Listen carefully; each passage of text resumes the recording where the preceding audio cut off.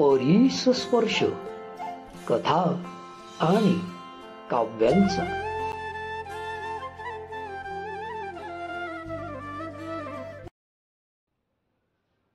नमस्कार मित्रांनो, परिस्पर्श कथा आणि काव्यांचा या माझ्या युट्यूब चॅनलमध्ये पुन्हा एकदा आपल्या सगळ्यांचं स्वागत.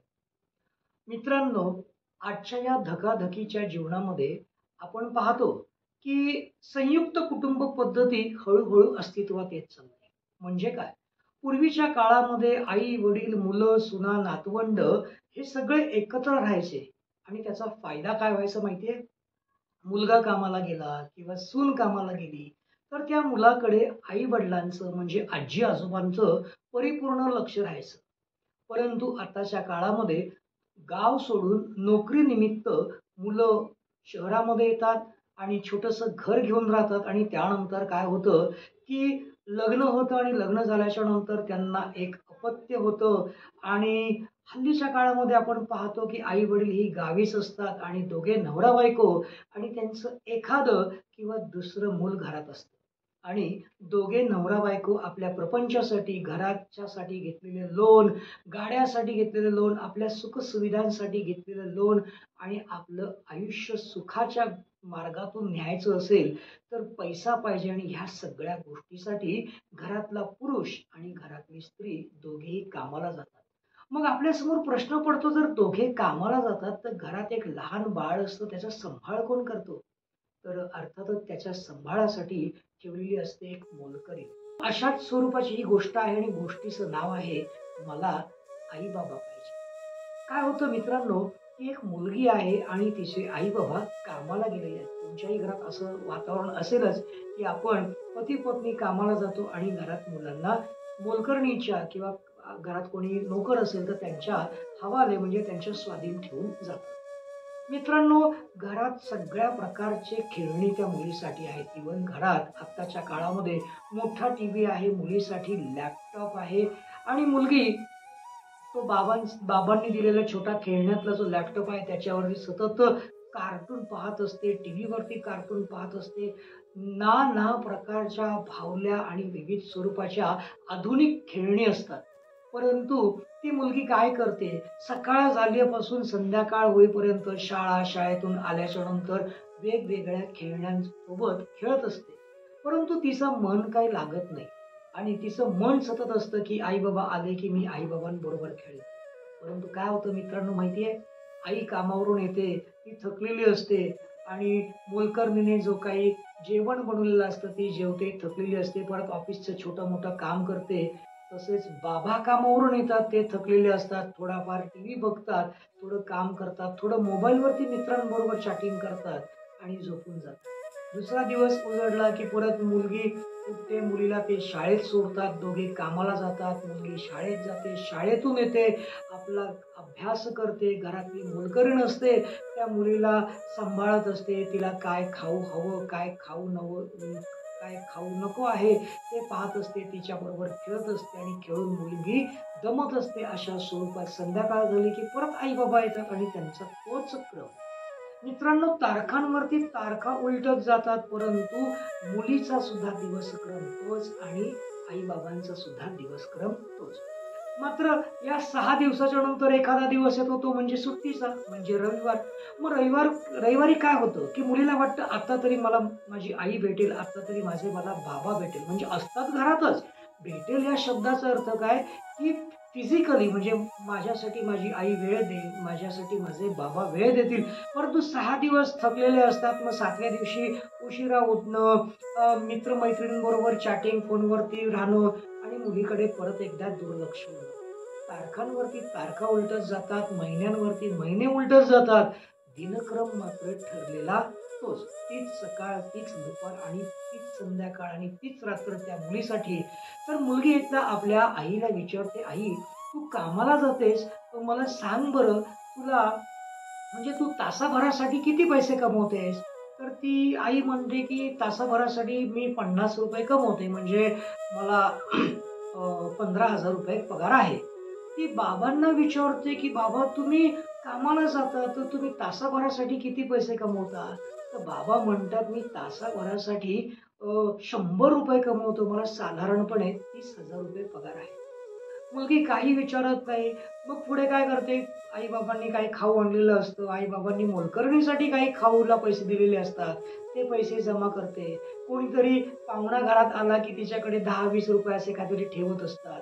मग अशा करता-करता ती मुलगी हळू-हळू आपल्या गल्ल्यामध्ये पैसे साठवत जाते आणि एके दिवशी कुतूहलाने ती तो गल्ला फोडते.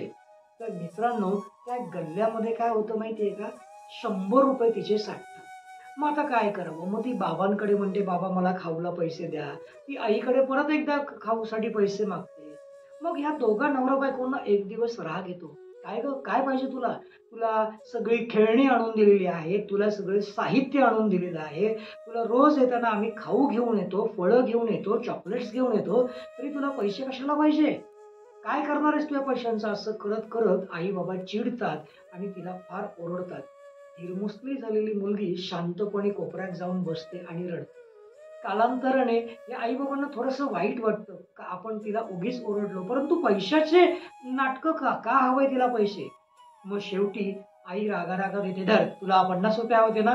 हे घे." आणि आई तिला ₹50 देते. "पण काय करू नको, साठवून ठेव." ती म्हणते, "हो."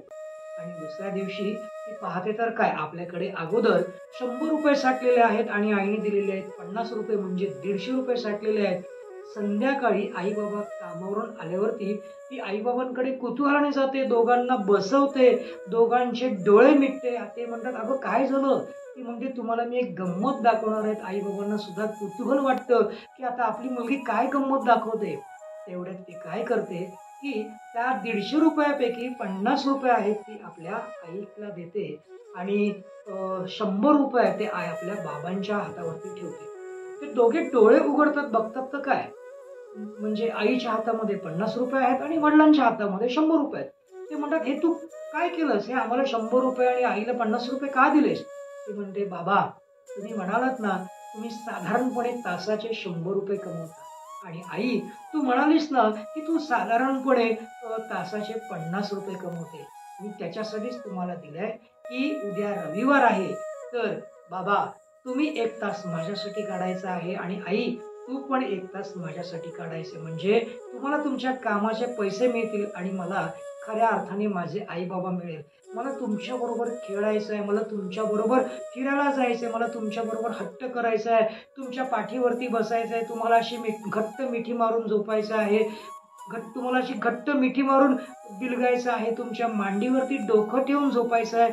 असं सगळं ती म्हणते, "ह्या सगळ्या गोष्टी मला माझ्या बाबांबरोबर 1 तासात करायच्या आहेत. ह्या सगळ्या गोष्टी मला माझ्या आईबरोबर 1 तासात करायच्या आहेत आणि माझ्या आई-बाबांचं नुकसान व्हायला नको. म्हणून तुम्ही जे तासाला पैसे कमवता, ते मी तुम्हाला दिले." मित्रांनो, ती मुलगी अशी बोलताच त्या बाबांच्या डोळ्यातून अश्रू येतात, त्या आईच्या डोळ्यातून अश्रू येतात. दोघे एकमेकांकडे म्हणजे रडवेल्या नजरेने पाहू लागतात आणि त्यांना त्यांची चूक कळते. ही चूक का माहिती आहे मित्रांनो?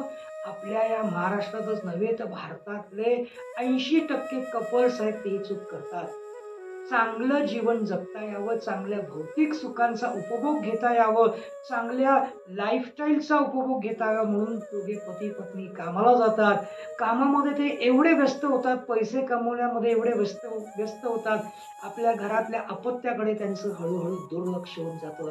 त्यांना वाटतं, की आपल्या मुलाला काय पाहिजे, आपल्या मुलीला काय पाहिजे, तर खेळणी पाहिजे, खाऊ पाहिजे, शाळा पाहिजे, चांगले क्लासेस पाहिजे, ते तर आपण त्यांना देतोय. पण त्यांना हे कधीच कळत नाही, की आपल्या मुलांना आपला वेळ सुद्धा हवा असतो. तर मित्रांनो, आपण आपल्या मुलांना, मग ती मुलगी असो किंवा मुलगा असो, असा वेळ देतोय का? आणि जर आपण असा वेळ देत नसू, तर खरंच तुम्ही आपल्या मुलाला किंवा मुलीला असा वेळ देत चला. नाहीतर तो दिवस दूर नाही, की तुमची मुलगी किंवा तुमचा मुलगा तुम्हाला म्हणेल, की "बाबा, तुम्ही सुद्धा मला पैसे द्या आणि तुम्हाला तासाभरासाठी जे पैसे मिळतात ते मी तुम्हाला देतो आणि तुमचा 1 तास मला द्या." म्हणून ह्या कथेचं शीर्षक मी ठेवलं, की मला आई-बाबा पाहिजे. खऱ्या अर्थाने फिजिकली आई-बाबा पाहिजेत, जे आपल्या मुलासोबत खेळतील आणि त्यांना परिपूर्ण पद्धतीने आपला वेळ देतील. तर मित्रांनो, मला असं वाटतं, की तुमच्या काही जणांच्या घरात असं होत असेल तर तुम्ही सुधरा आणि असं वागू नका. मी काही मोठा तत्ववेत्ता नाही, परंतु खरंच आपण आपल्या मुलांना वेळ दिला पाहिजे आणि गोष्टीत थोडं जरी तथ्य असेल तर ह्या गोष्टीला माझ्या फॉरवर्ड करायला विसरू नका. आणि हो, कमेंट्स करायला मात्र विसरू नका. कशी वाटली माझी गोष्ट? तर माझी गोष्ट आवडली असेल तर परिस्पर्श कथा आणि काव्यांचा या माझ्या YouTube चॅनलला लाईक, शेअर आणि सबस्क्राईब करायला मात्र विसरू नका.